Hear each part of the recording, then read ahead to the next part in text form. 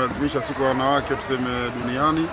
Siku ilikuwa nzuri kusema ukweli, lakini kubwa kabisa mimi natoa wito akina mama wakae wajitokeze, na akina mama anaweza chochote wanachoweza kufanya wanaume, na akina mama nao pia wanaweza. Kwa mama ajitokeze. Sasa hivi bahati nzuri mambo yanakwenda 50 kwa 50. Kwa hiyo hata akina mama nao pia wanapata nafasi ya kushughulishwa kwenye jambo, wanapata nafasi ya kufanya kitu afanye, na mimi naamini kabisa anaweza. Mfano mzuri tunao kwa rais wetu wa Jamhuri ya Muungano wa Tanzania, Mama Samia Suluhu Hassan.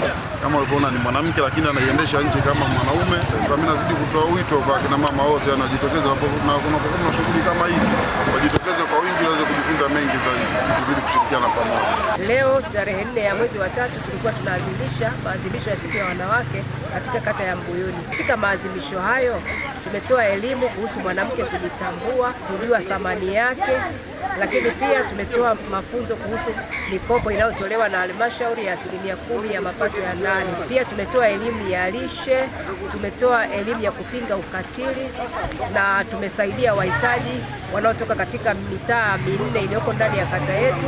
Tumewapa unga na sabuni na taulo za kike kwa binti ambaye ni mlemavu pamoja na maji. Pia tulikuwa na wanafunzi wa shule ya msingi Mbuyuni, nao pia wamepata elimu kuhusu kujiamini na kujitambua. Tunashukuru sana kwa waliohudhuria. Tunamshukuru pia Mheshimiwa Diwani kwa kukubali kuwa mgeni rasmi. Tunatoa wito kwa wanawake wengine wajiunge na jukwaa ili katika maadhimisho haya na wao wawe mojawapo wa kushiriki. Leo tulikuwa tuna maadhimisho yetu la jukwaa la wanawake kata ya Mbuyuni, na tumefurahi kwa sababu tumeshereheka, tumekutanika, tumefanya shughuli yetu. Wito mkubwa kwa kina mama wasiogope kufanya mambo yao kuwaogopa wanaume. Usawa 50 kwa 50.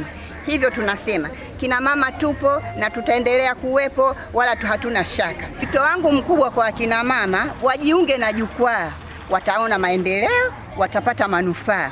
Kwenye jukwaa kuna mikopo ya kina mama, hivyo inashindwa kutolewa kwa sababu wakina mama bado hawajakusanyika. Hivyo wito wangu mkubwa kina mama, karibuni kwenye jukwaa mpate manufaa.